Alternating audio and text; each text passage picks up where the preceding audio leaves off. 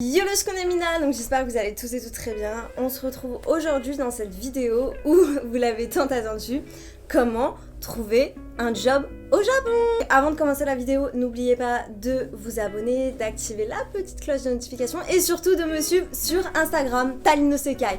Sans plus attendre, let's go. Comment j'ai fait? Comment j'ai trouvé mon job au Japon? Donc repartons à la base de la base de la base. Alors déjà je suis venue avec un visa étudiant pour étudier 1 an dans une école. Bon là comme si vous me suivez, il s'est passé pas mal de galères, you know what I mean. Et enfin bref, pendant cette année où j'étais à l'école, je devais donc travailler, donc avoir un baito pour vivre et me faire un peu plaisir, parce que je veux dire le but c'est pas, quand ton plan c'est vraiment après de trouver un travail, de changer ton visa étudiant par un visa de travail, si tu veux t'as pas envie de puiser dans toutes tes économies. À ce moment là en fait ce que j'ai fait c'est que je me suis dit ok faut que je trouve un baito, mais quoi comme baito? Et c'est donc en fait à ce moment là où forcément comme la plupart des gens je me suis dit ouais est-ce que je fais modèle, est-ce que je fais pas modèle, enfin franchement en vrai j'étais un peu... Je savais pas trop au début, j'étais en mode ouais vas-y je vais faire modèle et tout, et en fait ça m'a vite déchanté parce que en vrai tout le monde dit ouais tu viens au Japon tu fais modèle c'est bon machin, mais en fait modèle c'est un taf genre et en fait oui tu peux trouver des agences très vite genre, mais après faut passer les auditions. Et là franchement récemment j'ai même rencontré une russe, elle m'a dit alors que pourtant elle a fait quand même du modeling, franchement les auditions faut y aller quoi pour les passer et tout. Et en fait moi je pense pas que j'ai une personnalité qui colle avec le modeling, parce que le modeling c'est, tu sais c'est pas l'artiste, t'es un mannequin, t'es un objet, tu comprends ce que je veux dire? Genre moi en fait, genre tu me dis pas ce que je dois faire en fait. Enfin, j'aime pas genre ouais tu sens comme ça et tout, enfin, en fait t'es pas libre de tes mouvements, et en fait c'est un truc vraiment que j'apprécie pas de ouf, et je préfère lead, tu vois, j'aime l'idée en fait, je préfère l'idée que d'être l'idée. Donc c'est pour ça que le modeling pour moi c'était pas ouf. Franchement, je m'étais inscrite dans une agence, donc j'avais un contrat d'1 an. J'ai reçu des offres, mais en fait, je pouvais jamais y aller parce que j'avais cours. Parce que moi, il faut savoir que mes cours pendant toute l'année, c'était l'après-midi, donc en gros de 13 à 16 heures, si tu veux. Voilà. Enfin, en gros, c'est soit t'as le matin, soit t'as après les cours. Mais après les cours, en plus, tu dois bosser et tout. Soit après, t'as quoi t'as le week-end, quoi. Genre le week-end. Enfin, donc en fait t'as pas, et souvent les shootings c'est sur toute une journée. Après je crois qu'il y en a, tu peux rater des cours et tout, mais bon franchement rater des cours pour gagner genre pas ouf non plus. Et enfin en fait peut-être tu gagnes pas trop à la fin, donc en fait moi perso tout ce qui était modeling ouais non. Mais je voulais quand même trouver un baito. Donc en fait là je vais vous parler d'une anecdote. Donc là on part dans la partie anecdote. En gros, ce qui s'est passé, c'est qu'un jour, je suis allée dans un bar. Et en fait, je buvais avec des Français. Et il y a un mec qui me dit, ouais, bah là, il y a un mec qui tient un bar et tout, c'est un Français, si tu veux, peut-être qu'il travaillera pour toi, etc. Et en fait, je me suis un peu fait arnaquer. C'est-à-dire que déjà, en fait, il faut savoir que des fois, tes pires ennemis, c'est les gens qui sont de ton origine, à l'étranger. C'est pas souvent tes meilleurs amis. Parce qu'en fait, justement, c'est ceux qui vont le plus te manipuler. C'est ceux qui savent très bien ce que tu ferais ou ce que tu es capable de faire pour certaines personnes, je parle bien, pour un visa de travail. Et en gros, c'était un mec un peu... Déjà, la première fois que je l'ai vu, je l'ai pas senti. Genre, franchement, je vais être honnête avec vous, je l'ai pas du tout senti. Je me suis dit, ce pélo, il est chelou, tu vois. Mais tu sais, tu viens d'arriver au Japon, t'es un peu dans une espèce d'euphorie et tout. Et le mec il me dit ouais en gros moi j'ai des bars, j'ai plusieurs bars sur Tokyo machin et tout, si tu veux tu pourras travailler dedans et tout. Bon là anecdote, moi perso travailler dans un bar, mec non. En fait j'ai fait un bac pro commerce, je sais ce que c'est, je peux pas me saquer à la clientèle. Si je suis allée en IT c'était pour être tranquille devant mon PC, tu vois le bail. Et après en fait il m'a dit ouais et on a quelques projets d'informatique etc. Enfin en vrai si toi t'as un background IT ça peut être cool et tout tu vois. Et en fait ce qui s'est passé les gars, c'est que... Alors, est-ce que j'ai travaillé... Ah oui, j'ai travaillé à un moment donné dans un bar avec lui. Enfin, dans un de ses bars. Déjà, c'était horrible. Enfin, en fait, genre, donner des cafés, faire des cafés. Franchement, je me suis dit, mais c'est pas possible et tout. En plus, je le faisais après les cours. Genre, c'était genre de... Attends, je ne sais... Genre de 18h à 20h. Enfin, horrible. En plus, c'était à l'autre bout d'Ikebukuro. Genre vraiment trop bizarre. Et après il m'a dit ouais en même temps si tu veux on peut bosser sur un projet informatique et tout. Donc on s'est pas mal vu dans son bar. Faut savoir qu'en fait à chaque fois qu'on se voyait, on se voyait un peu dans son bar lounge. Genre avec des lumières tamisées, enfin une ambiance un peu bizarre, et on était tout le temps tous les deux. En gros le mec, je travaille pour lui en soi et je reçois jamais de paye déjà. Déjà, en fait, j'ai jamais été payée pour ça. Et du coup, il me parle de son projet et tout, de créer un site informatique et tout. Donc moi, je bosse dessus, on échange et tout. On passe pas mal de temps ensemble à parler du projet, à regarder ce qui est possible, etc. Et en fait, le mec, c'est que, bah, vu qu'on était que tous les deux et qu'on passait tellement de temps ensemble, genre après mes cours, le week-end et tout, qu'en fait, bah, tu sais, t'en viens à parler de trucs rien à voir, en fait. T'en viens à parler de ta life et t'en viens à t'ouvrir, tu vois ce que je veux dire, assez personnel, en vrai. Et en fait, des fois, à la fin, je venais même plus pour taffer. Genre, on parlait du midi projet et en fin de compte, je parlais 2 heures avec lui, tu vois. Et c'est un mec, faut savoir, il a un certain âge, en fait. Enfin, il a genre, je pense, dans la cinquantaine, tu vois. Et du coup, genre, il était là un peu daron avec moi. Tu vois, genre un peu à me donner des conseils et tout. Et en plus, vu que t'es étrangère, tu viens d'arriver, t'as quelqu'un d'une certaine expérience et tout. Tu sais, en fait, sans t'en rendre compte, tu vas pas... Peut-être tu vas t'ouvrir en fait un peu plus facilement et un peu moins te méfier que si t'étais dans ton pays. Et en fait, je travaille, mais je reçois jamais de thunes et tout. En plus, il me dit des trucs en mode ouais, le visa de travail, c'est difficile. Moi, perso, je peux pas te garantir, mais c'est vrai que si tu fais du bon travail, machin et tout. Et jusqu'à un jour où là, j'ai commencé à flipper. Franchement, c'était trop bizarre et je me suis sentie tellement, mais tellement mal à l'aise. Et je m'en veux parce que j'ai trop parlé en fait. J'ai trop parlé, j'ai trop eu la confiance et maintenant, en tout cas, je sais qu'il faut faire super gaffe à ça et que d'autant plus quand t'es à l'étranger en fait. Donc je vais vous raconter ça, vous allez voir, c'est un peu bizarre. Je me rappelle même plus si c'était un matin ou un soir honnêtement, mais bref, j'étais avec lui dans son espèce de bar un peu glauque, lounge. Et là en fait on commence à parler de trucs personnels et en fait je lui racontais surtout, en fait je lui raconte vraiment une histoire que j'avais eue avec un mec au Japon justement et tout que j'appréciais. En fait je parle tellement de comment je fais le truc, enfin comment je gère les bails, qu'il me dit ouais la première fois que tu m'as vu t'as pensé quoi? Et là bitch j'ai été en mode parce qu'en fait juste avant je venais de dire un truc que quand je vois quelqu'un pour la première fois en gros genre je sais si la personne en gros elle me plaît ou pas, tu vois. Et le mec, juste après, il me demande, et du coup, la première fois que tu m'as vu, t'as pensé quoi de moi? That is a fucking joke! J'étais, en fait, j'ai rigolé, je crois. Je sais même plus comment j'ai réagi, mais j'étais en mode, oula, ça devient chelou cette histoire et tout. Franchement, grave bizarre. Et en fait, là, j'ai vraiment collé, j'ai vraiment eu peur. Là, je me suis dit, je me rappelle, j'étais allée dans les toilettes, je m'étais dit, putain, mais il faut que je parte d'ici. Là, actuellement, je me sens en danger. Il faut absolument que je quitte cet endroit, que je trouve une excuse. Et en gros, ce qui s'est passé, c'est que juste avant aussi, il me faisait des petits bails un peu bizarres en mode ouais, je pense que t'es grave mature, t'as besoin d'un gars qui a du bagage, qui est âgé. J'étais là en mode ah non, mais moi, les mecs déjà depuis 30 ans, c'est mort, tu vois. Genre, tu sais, je lui disais des trucs comme ça. Et tu sais, le mec, trop chelou. Bref, je sais pas comment j'ai fait, j'ai réussi à me barrer de cet endroit. Après, je lui répondais vite fait à ses messages. Je lui avais même envoyé un message sur Facebook en lui disant je ne veux aucun malentendu. J'ai peut-être fait une erreur en ayant trop parlé de moi et en ayant trop adressé de confiance. En fait, là où j'ai fait une erreur, c'est pas... Genre, oui, enfin, parle pas de toi. Non, mais en fait, l'erreur, c'est que j'ai trop... En fait, le mec, il est chelou, c'est tout. Il est chelou, ce pélo, wesh. Suite à ça, j'ai pris grave mes distances. J'ai continué à... Je me suis dit, ouais, non, en fait, là, j'ai envie d'un truc, un vrai bail, tu vois. Pas un truc bresson. Donc, je vais chercher correctement de mon côté. Et ce qui s'est passé après ça, c'est que je répondais quasiment plus à ses messages. Et à la fin, en fait, je lui ai dit, ouais, j'ai trouvé un autre taf qui me paye mieux, etc. quoi. Parce qu'en fait, il me disait à chaque fois, oui, je vais te payer, j'ai jamais vu la thune. Il me dit, oui, faut que tu ouvres un compte bancaire japonais. Et à ce moment-là, j'avais pas encore de compte bancaire. Mais Pélo, tu n'as pas me bavna, paye-moi en liquide, c'est bon. Commence pas à dire, oui, il y a les charges, il y a les machins. Au Japon, combien de gens sont payés en liquide pour un petit baito de merde où je dois... Genre, à la fin, en fait, je travaille, je sais même pas combien d'heures j'ai dû travailler pour lui, franchement, que chi, tu vois. Donc bref, à la fin, il m'a pas payé, je me suis barrée. C'était une aparté que je voulais faire aussi pour sensibiliser les gens qui viennent au Japon. C'est-à-dire que il y a des arnaques. On dit, tu vois, on parle des bails un peu brossons du Japon, des bails un peu brossons. D'ailleurs, il faut savoir que quand tu as un visa étudiant, quand tu rentres dans une école, tu signes un papier et on te dit fais attention, t'as pas le droit de donner de l'argent à des gens. T'as le droit, si tu as un baito, faut que le baito soit réglementé. En gros, tu fais pas des bails sombres. Et voilà, enfin, je pense qu'il faut vraiment faire attention à ça. Et je veux dire, ceux qui peuvent vous arnaquer ou essayer de, tu vois, tirer parce qu'ils savent que vous êtes nouvelle, que vous connaissez rien au pays, que vous voulez un visa, etc.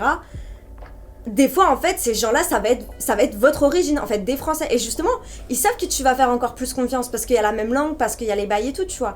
Et franchement là-dessus je mets vraiment un point d'attention, et faites super attention, genre vraiment là-dessus faites attention, parce que j'ai eu de la chance, il m'est rien arrivé, mais j'aurais pu tomber sur un truc vraiment bresson. Et quand tu dis que t'es toute seule au Japon, tu connais personne, bitch, take care. Non mais franchement en vrai quand je repense à cette histoire je me dis mais c'était what the fuck.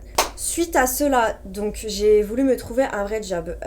C'est pour ça que je suis allée donc sur le site Craigslist Tokyo. Donc c'est un site où vous allez avoir beaucoup d'offres d'emploi, que ce soit du baito ou du full time, mais attention, il y a de tout et de n'importe quoi. N'importe quoi. Si tu vois ce que je veux dire. Donc pareil, c'est un site, faut faire attention. Et en gros, au début, je m'étais dit, vas-y, je m'en fous, en fait, j'ai pas envie d'un taf, tu vois, j'ai envie de me faire de la thune, en fait. Donc je me suis dit, ouais, pourquoi pas faire femme de ménage dans les appartements de gens riches, pas genre dans des hôtels et tout, parce que là, t'es payé nul. Genre, t'as un salaire merdique, quoi. T'es payé au SMIC. Et en gros, là, je vois une annonce d'un mec, 30 balles de l'heure, je colle. Donc voilà, je vais à l'entretien, passer l'entretien dans sa maison. Appartement de malade, je tiens à le dire. Appartement, enfin, tu sens que le mec, il a de l'oseille, tu vois.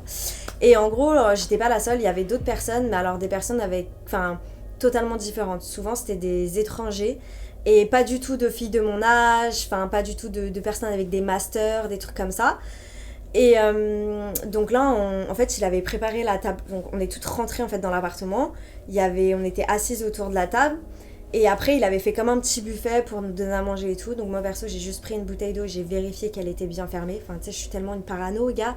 On sait pas, tu vois. J'ai pas mangé les trucs qu'il avait achetés. Et il vient du coup à me dire... vient mon tour de l'entretien. On commence à parler, il me dit ah ouais mais attends mais t'as un master, mais qu'est-ce que tu fous ici? Et je lui dis bah non mais en fait là j'ai juste envie de me faire de la thune et tout. Pour info j'ai pas été prise avec lui parce que lui il fallait être dispo de midi à 14h ou de 11h à 13h, je me rappelle plus. Donc en gros moi mes cours ils commençaient à 13h donc c'était dead. En plus c'était loin de mon école. À un moment il me dit ouais c'est dommage parce que moi pour le coup je t'aurais pas prise pour faire le ménage, mais en fait tous les midis j'ai des repas justement avec des hommes d'entreprise et en fait je t'aurais pris pour faire la conversation avec eux, etc. Parce qu'en plus t'as un background, t'es jolie. Mais en fait tu sais quand j'y repense je me dis mais c'est de la z... en France en tant que Français tu dis un truc comme ça, tu fais oh c'est quoi ce bail bresson, c'est quoi ce bail bresson, mais je me barre direct là je me tire. Et mais quand j'y repense les gars. Anyway, du coup le mec il me dit ça et tout, mais il me dit ouais par contre tes horaires ça va pas le faire, mais si tu veux on peut garder contact et tout. En plus j'ai des contacts dans des grosses entreprises, des mecs et tout. J'étais là en mode ouais ok. Mais par contre le mec il m'aurait payé genre limite 40 € de l'heure pour en gros manger à une table avec des gens et faire la conversation, tu vois.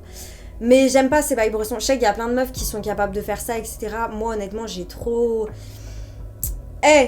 T'es qui? C'est toi tu me fais la conversation, tu crois moi je vais te faire la conversation mon gars? Genre moi tu me payes pas pour ce genre de bail, c'est mort, genre ça va à l'encontre de mes valeurs, c'est dead, je suis trop une personne intègre avec moi-même pour aller jusque là, tu vois, surtout avec un master, surtout comme je me suis battue dans ma vie. Hey bitch.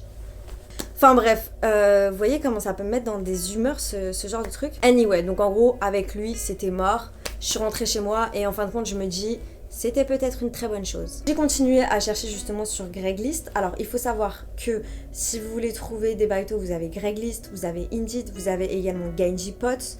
Vous pouvez aussi vous pointer je pense dans un combini comme ça, mais bon faut savoir parler japonais et franchement par contre le salaire il est low, mais c'est cool.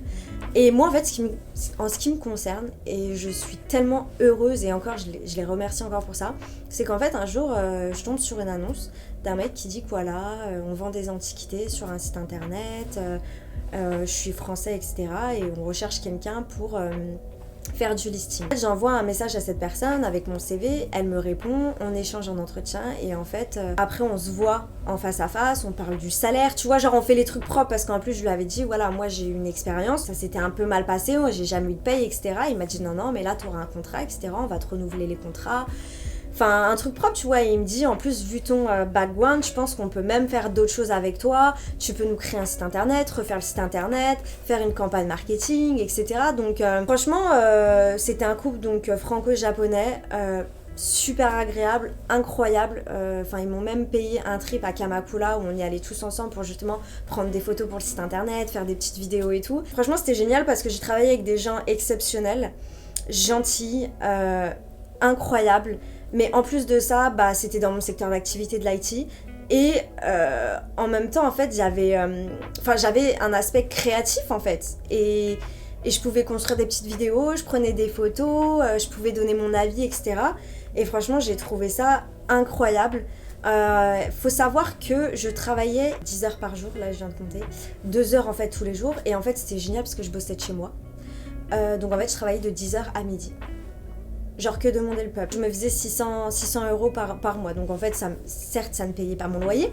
Mais voilà, ça me permettait de me faire kiffer, de me sentir un petit peu mieux psychologiquement. Et aussi, quand j'allais trouver un taf, de dire, bah voilà, j'ai travaillé, mais j'ai pas nettoyé des chambres d'hôtel en fait. J'ai travaillé voilà, pour un couple franco-japonais qui vend des antiquités japonaises sur des sites internet. Donc j'ai pu aussi apprendre la culture, tout ce qui est les objets, les kakejiku, les teapots, enfin...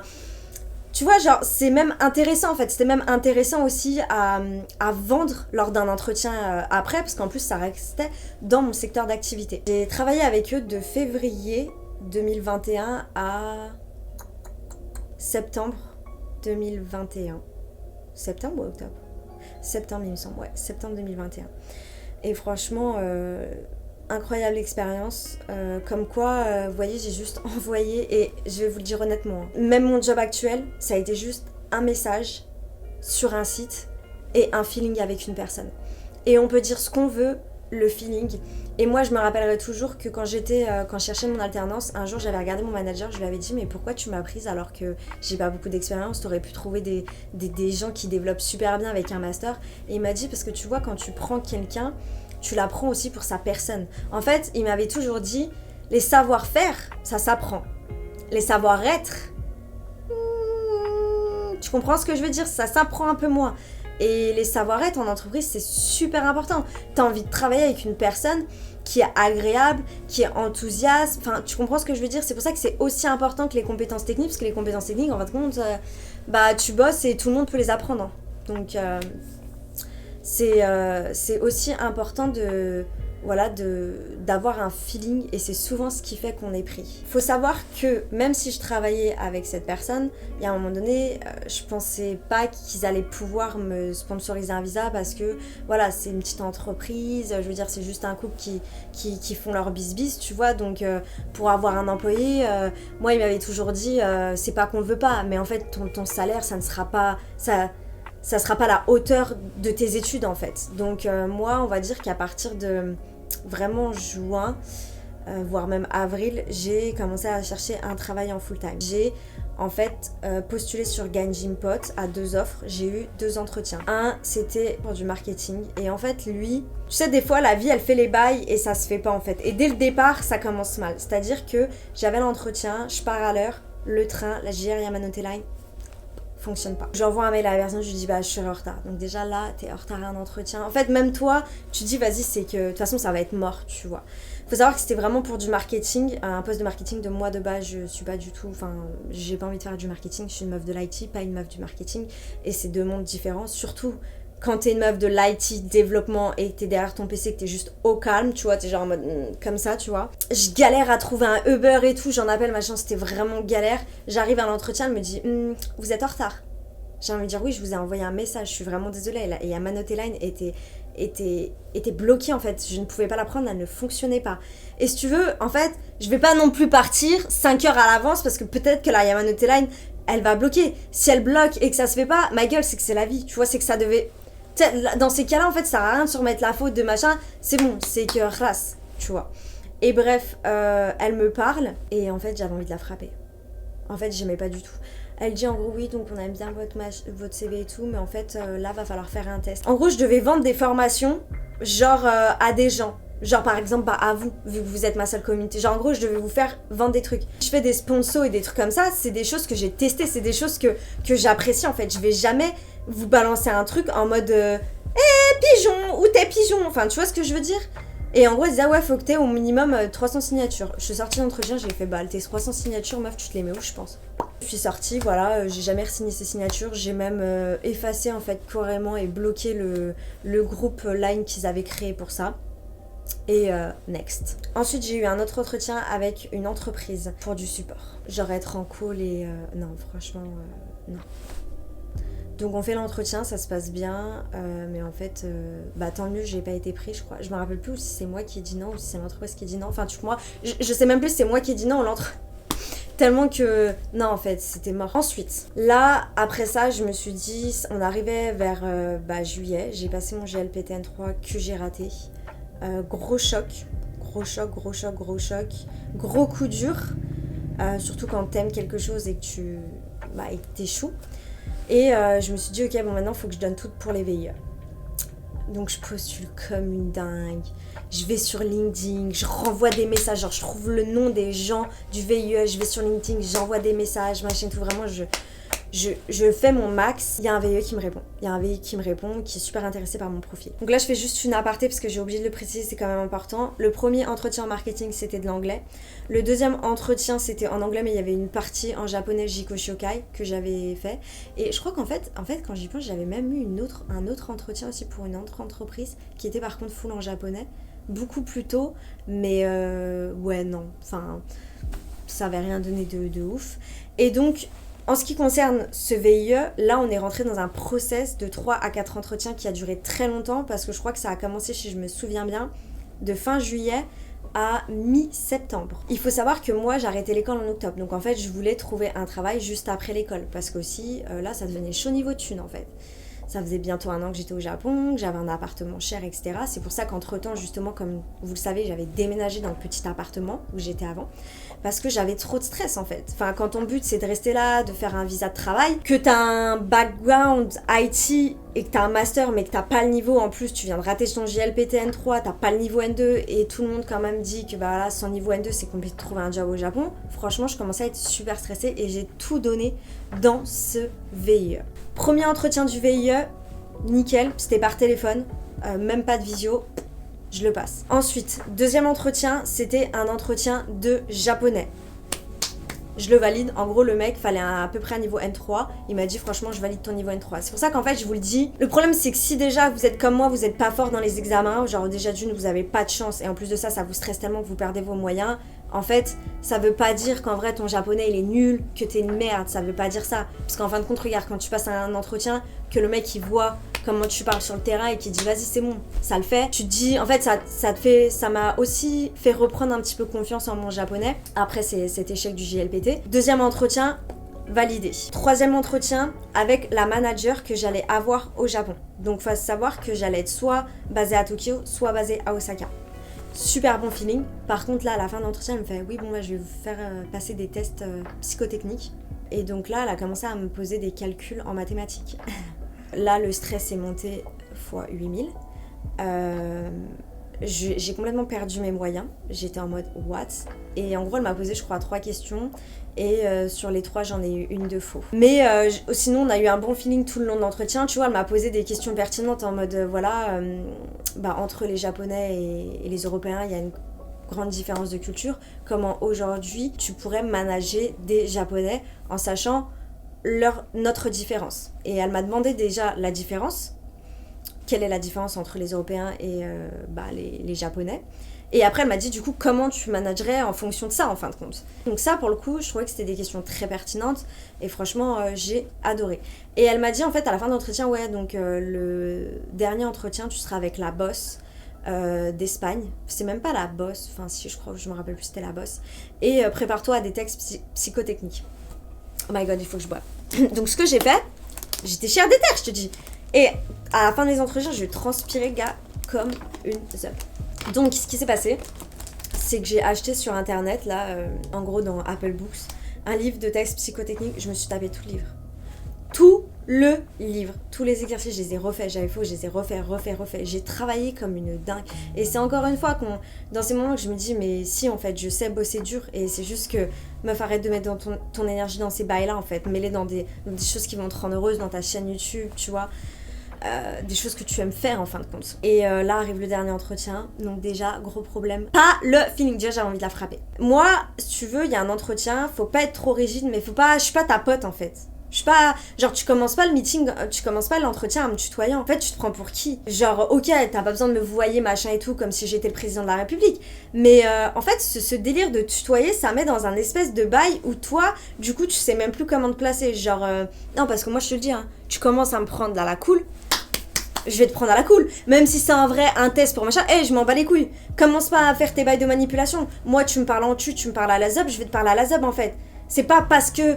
En fait, ce que je veux dire, c'est que par là, c'est comme si un entretien, la personne qui te fait passer l'entretien, elle est au-dessus de toi. Non, non, t'inquiète, hein, moi aussi, je peux dire non. Hein, j'aime pas ta gueule, je peux aussi te dire non, en fait. Tu vois ce que je veux dire? Je suis pas en dalle, tu vois. Je vais pas m'incliner, je vais pas me rabaisser, en fait, pour un job, pour un truc, mais ils sont malades, les gens. Enfin, en fait, quand tu vois, tu te dis, mais t'as viré.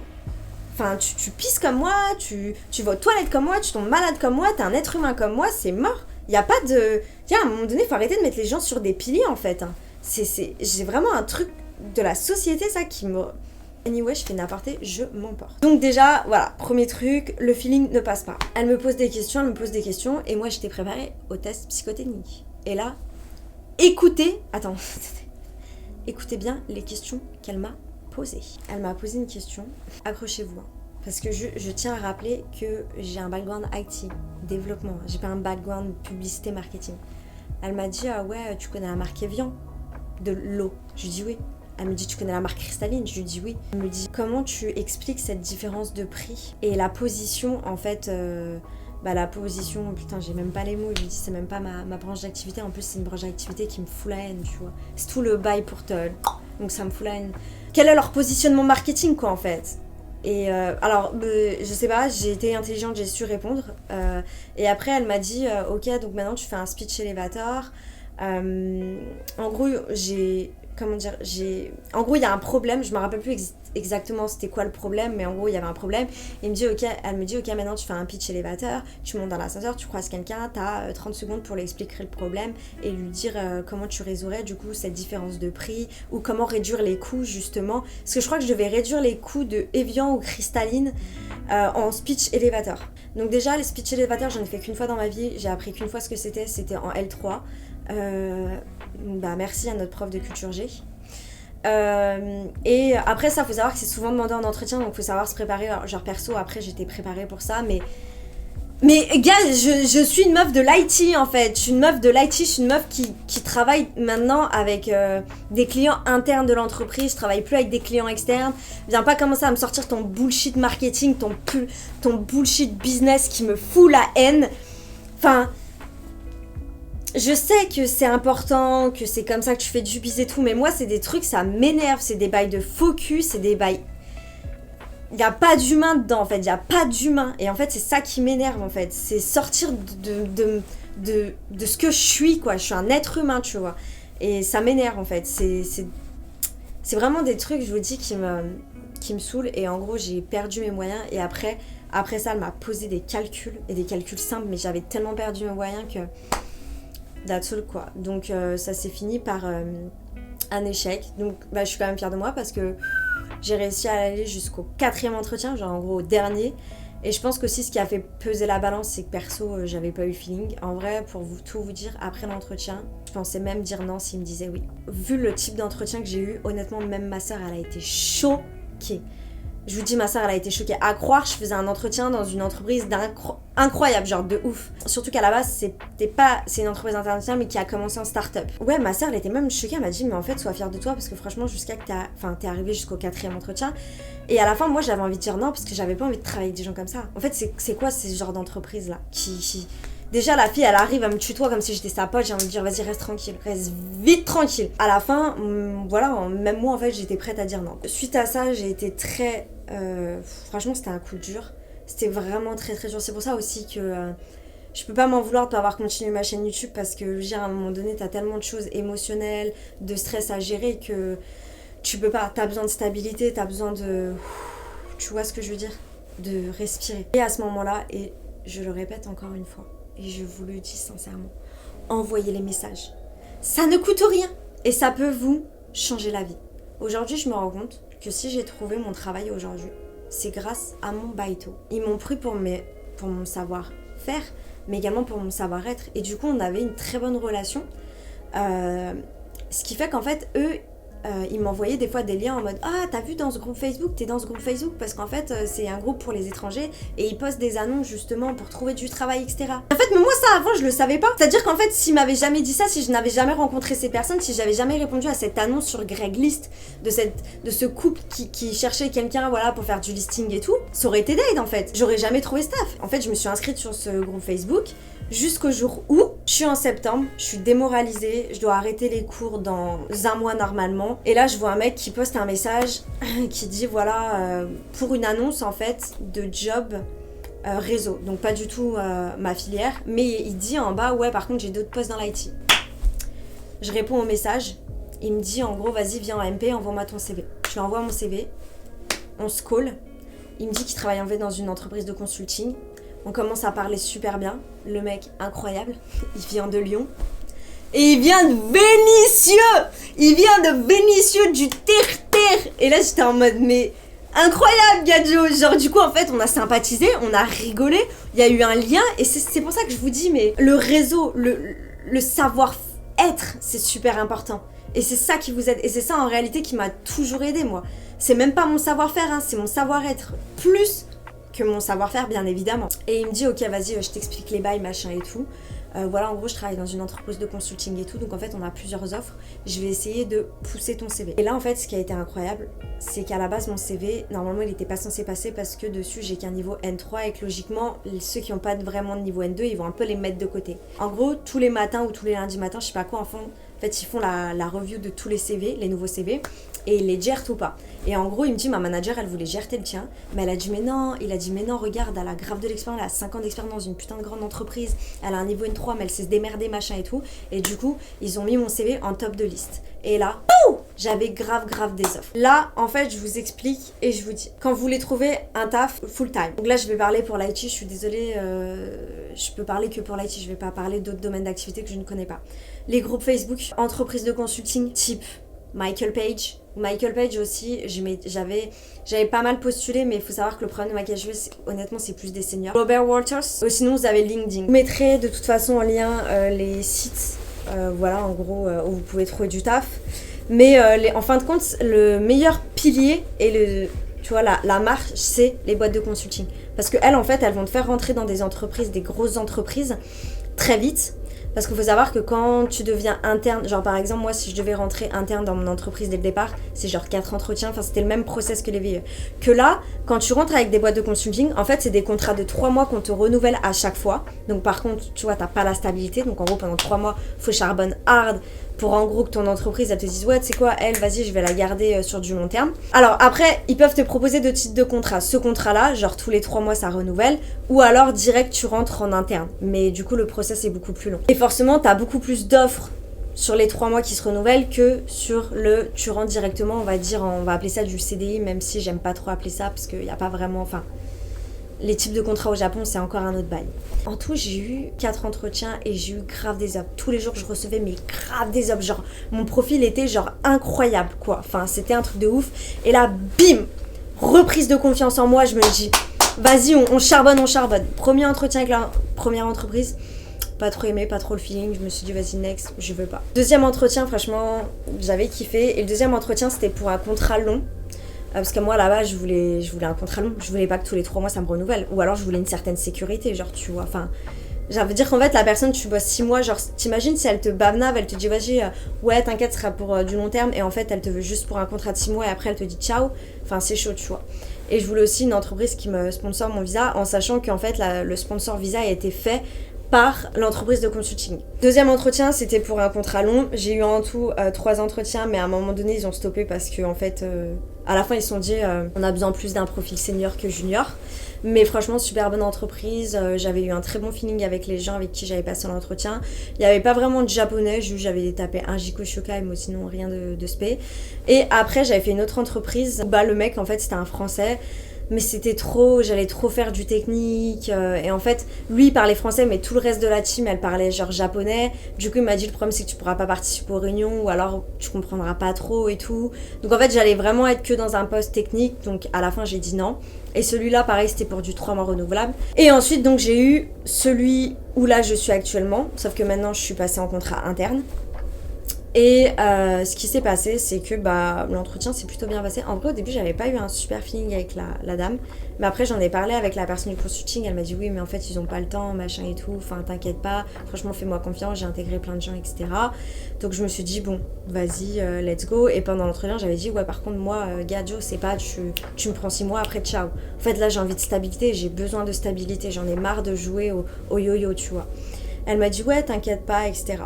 Donc j'ai commencé 2 semaines après, c'est-à-dire que fin octobre, le 25 octobre il me semble exactement, j'ai commencé dans cette nouvelle entreprise. J'ai charbonné pour qu'ils puissent me garder parce que forcément je n'allais pas chercher un appartement ou déménager s'ils n'allaient pas me garder, surtout dans un loyer beaucoup plus cher que ce que je payais. Faut savoir que même si je bossais pour cette entreprise, la personne qui me rémunérait, c'était ma boîte de consulting. C'est ma boîte de consulting du coup qui m'a sponsorisé le visa. C'est-à-dire qu'à partir du moment où une entreprise te veut et tu dis oui, ils vont dire ok, on enclenche le changement de visa. Donc tu payes ces frais de changement de visa, c'est toi qui les payes, donc je crois que c'est 300 €, ils te les payent pas. Mais bon, je vais dire Gadjo, t'as trouvé un taf, sois happy, on te sponsor ton visa. Donc voilà, j'ai obtenu un visa de travail sur 3 ans. Chose qui est très importante, c'est qu'il faut savoir, en fait, à partir du moment où tu as un visa de travail, c'est comme le visa étudiant. Si tu décides de quitter ton travail, tu as 3 mois pour trouver un autre travail. Crois pas que c'est parce que ton visa il a 3 ans qu'en gros tu te dis vas-y je vais bosser 1 an et pendant 2 ans je vais être en holidays, tu vois. Ça ne fonctionne pas. Tu as un visa de travail, tu te dois de travailler. Tu as un visa étudiant, tu te dois d'aller à l'école. En conclusion, si vous cherchez un baito, vous avez tout ce qui est Combini, vous avez le Model Agency, vous avez tout ce qui est Indeed aussi pour du full-time baito, Gaijin Pot pour du full-time baito, et également donc Craigslist Tokyo où là vous avez un peu le Amazon, comme je vous l'ai dit, vous pouvez trouver tout et n'importe quoi. Si vous cherchez un full-time, vous avez forcément donc Indeed, Gaijin Pot, Facebook, donc les groupes Facebook, les entreprises de consulting et forcément LinkedIn. Actuellement, c'est ce que je sais moi par rapport à mon expérience. Il y en a forcément d'autres. En tout cas, j'espère que vous avez apprécié la vidéo. N'hésitez pas à mettre un pouce bleu, à vous abonner et à partager la vidéo. Si vous voulez partager la vidéo, là, on n'est pas assez nombreux, les gars. Là, sur Instagram, sur YouTube, on n'est pas assez nombreux. Faut accélérer les bails, là, tu vois. Wow. Tu vois, si tu veux aussi que je continue, tu vois, les bails, les business, que ça me motive, n'hésite pas aussi à commenter. Voilà, ça m'encourage, ça me donne de la motivation, ça me fait plaisir parce que je le répète encore une fois, les vidéos, je les fais, oui, pour moi, mais je les fais pour vous. Voilà, parce que j'ai envie de vous aider, j'ai envie de vous partager une expérience. Et j'espère que ça vous fait plaisir. Voilà, tout simplement. En tout cas, sur ce, Janet Kyotsuke.